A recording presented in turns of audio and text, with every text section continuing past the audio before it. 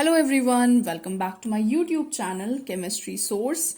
I am back with a new video in which we will be doing some NCERT questions on Heisenberg uncertainty principle and de Broglie's equation.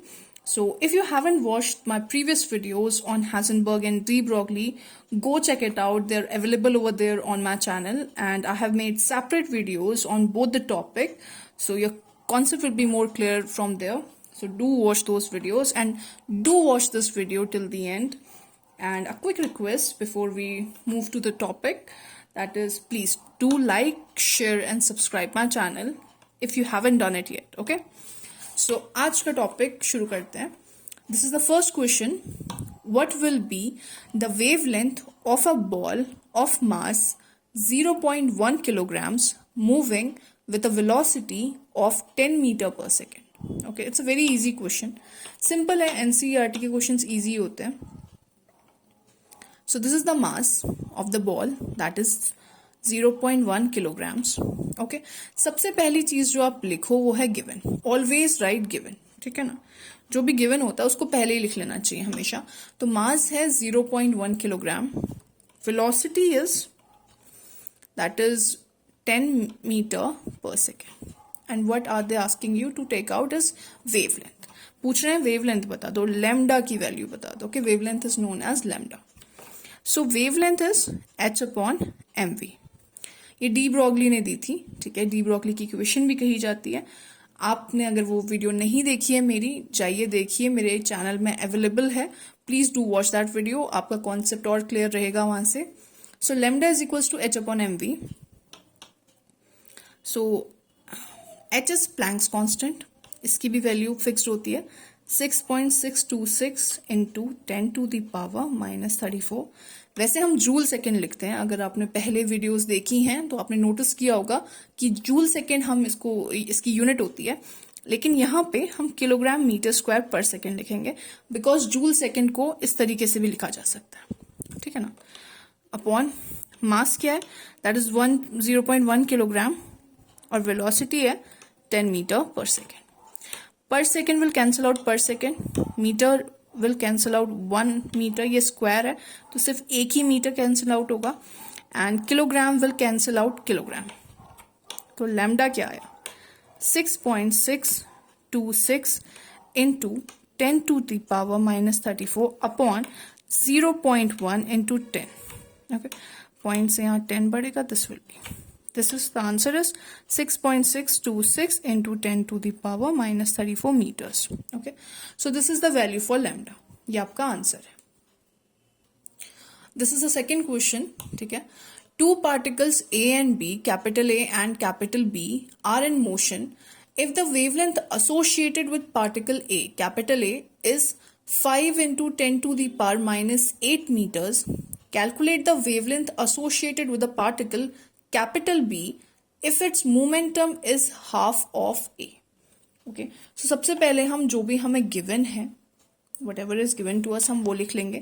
जैसे यहाँ पे wavelength दी हुई है particle A की, so lambda A is 5 into 10 to the power minus 8 meters.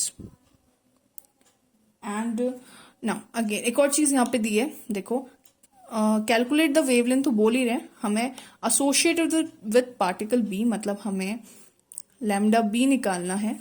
ठीक है, लेकिन कुछ और भी दिया हुआ है यहाँ पे. इन्होंने बोला है विद पार्टिकल बी अगर उसका momentum is half of momentum of A. ठीक है, मतलब क्या बोल रहे हैं, मोमेंटम ऑफ बी जो है हाफ मोमेंटम ऑफ ए है. ये सब चीजें हमें गिवन है. ठीक है, ये हमें फाइंड आउट करना है. We have to find this. Find out करना, ये गिवन है. सो नेक्स्ट इज, अब देखो हम चलते हैं अपने सॉल्यूशन की ओर. देखो हमें पता है कि lambda is equals to h upon mv होता है, और ये जो mv है ये मोमेंटम ही तो है. ठीक है ना, mv इज मोमेंटम, ये डी ब्रॉगली की इक्वेशन है. mv इज मोमेंटम, p से रिप्रेजेंट किया जाता है. तो अगर हम लैम्डा a लेते हैं, that is wavelength of a, इसी फॉर्म में अगर उसे लिखना चाहें, ठीक है, तो हम लिख सकते हैं h upon PA, that is momentum of A. ठीक है, सिमिलरली लैम्डा B अगर हम लिखते हैं तो हम लिख सकते हैं h upon PB. That is momentum of particle B. Now we will divide both the equations. ठीक है, हम एक काम करते हैं, lambda A upon lambda B को डिवाइड कर देते हैं. क्या मिलेगा? H upon P A upon H upon P B. अब ये एच से एच कैंसिल आउट हो जाएगा and P B upon P A will be the answer. Okay, so this will be the answer. Next is हम क्या करेंगे, see P B की value हमें गिवन है, that is 1/2 P A. Okay, will put this value over here, यहाँ पे रखते हैं हम इसे. तो lambda A upon lambda B will be equals to 1/2 P B की जगह आप पी ए लिखो upon P A. You're going to cancel out the PAs. Now, lambda A upon lambda B is equals to 1/2. Okay. तो इसको आप कैसे लिख सकते हो कि lambda A is equals to twice lambda A is equals to lambda B. और lambda B की ही वैल्यू आपको बतानी है. 2 into the value of lambda A is given to you, that is 5 into 10 to the power minus 8. So it would be 5 into 10 to the power minus 8 meters, which will be 10 into 10 to the power minus 8 meters, which will be 10 to the power minus 7 meters. Okay, so this is the value for lambda B. This is plus 1, this is minus 1, plus 1 minus 1, that will be 10 to the power minus 7 meters. Now question number 3. A microscope using suitable photons is employed to locate an electron in an atom within a distance of 0.1 angstrom. What is the uncertainty involved in the measurement of its velocity? तो आपसे uncertainty पूछी है velocity में, that is delta v. delta v आपसे पूछा गया है और देखो क्या क्या given है. गिवन क्या है, आपको दिया है कि जो एटम है, जो इलेक्ट्रॉन है वो एटम में है with in a distance of 0.1 angstrom. मतलब ये डेल्टा एक्स है आपका. जब भी बोलते हैं ना डिस्टेंस है, इतने एटम के अंदर इलेक्ट्रॉन इस डिस्टेंस में, तो वो उसकी पोजीशन होती है. पोजीशन ही तो बता रहे हैं आपको कि किस पोजीशन में है वो, तो उसे डेल्टा एक्स से डिनोट किया जाता है. ठीक है, अभी देखो हैजनबर्ग ने क्या बोला था, अभी आपको दिख रहा है कि अनसर्टिनिटी डेल्टा, मतलब डेल्टा एक्स दिया है, डेल्टा वी पूछ रहे हैं, तो समझ में आता है कि हैजनबर्ग अनसर्टिनिटी प्रिंसिपल लगने वाला है.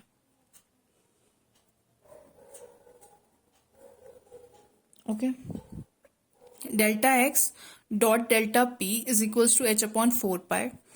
Delta x is uncertainty in position and delta p is uncertainty in momentum. Okay, this is Planck's constant 4 into pi.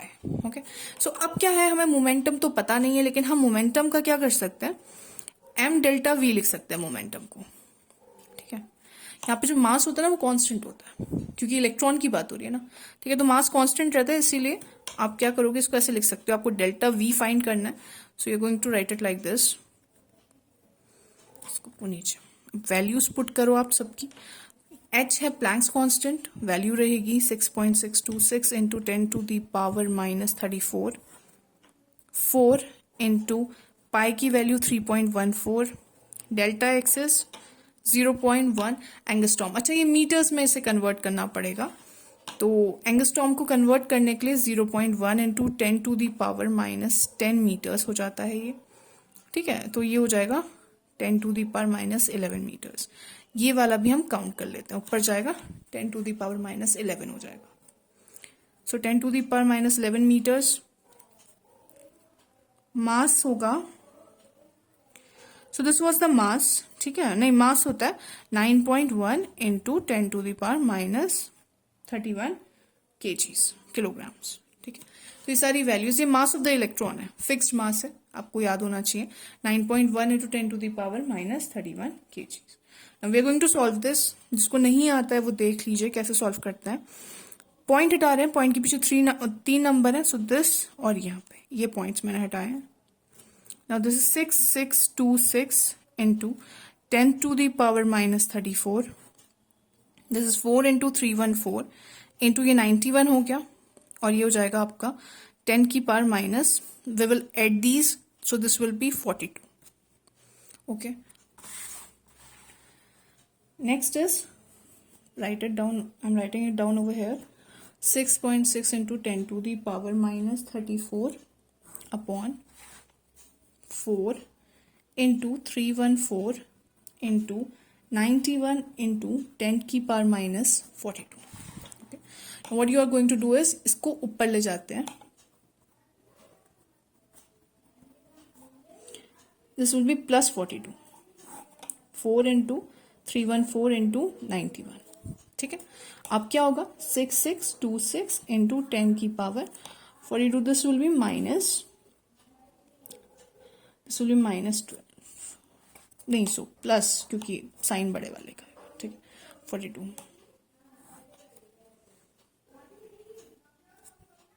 Sorry this will B 8. ये पॉजिटिव 8 होगा.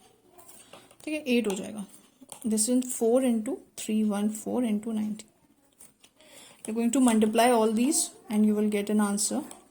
That will be 114296. Now you're going to divide these and you're going to get the answer is 0.0579 into 10 की power 8. ठीक है. अभी देखो 0.05 है, इसको हम आगे ले जाएंगे तो ये क्या बनेगा 5.79. अब क्योंकि हमने दो नंबर हम आगे ले गए हैं तो वी आर गोइंग टू हम माइनस करेंगे. दो नंबर हम माइनस कर देंगे 8 में से. That will be 5.79 into 10 to the power 6. This is क्योंकि आपकी ये वेलोसिटी है तो मीटर पर सेकेंड में आंसर आएगा. ठीक है. So this is uncertainty in the velocity. So this is the last question for today.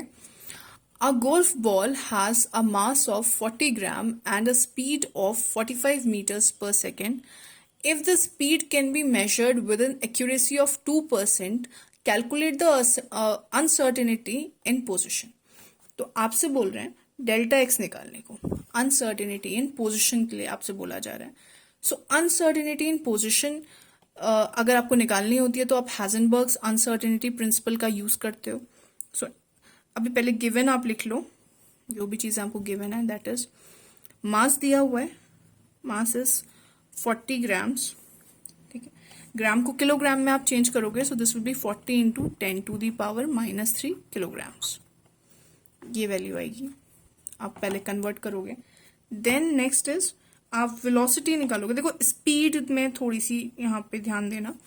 Speed लिखी हुई है speed of 45 meter per second if the speed can be measured with an accuracy of 2%. मतलब जो speed है uncertainty in speed है वो 2% है of 45 meter per second के. So 2% means 2/100 into 45. That is 0.9 meter per second. ठीक है. Now using uncertainty principle, Heisenberg's uncertainty principle, delta x into m delta v is equals to h upon 4 pi. आपको क्या निकालना है delta x. तो delta x की value आएगी आपकी.